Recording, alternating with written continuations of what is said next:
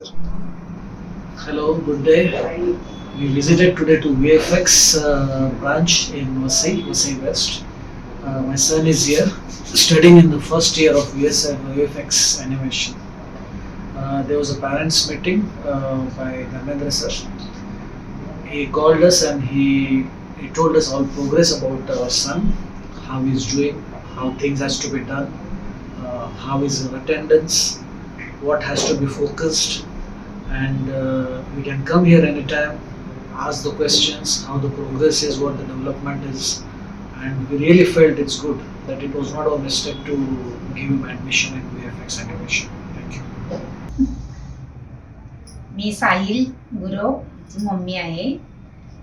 माझं नाव मनीषा गुरव आहे. मी इथे इंग्लिशमध्ये आली होती. छान शिकवतात, मस्त.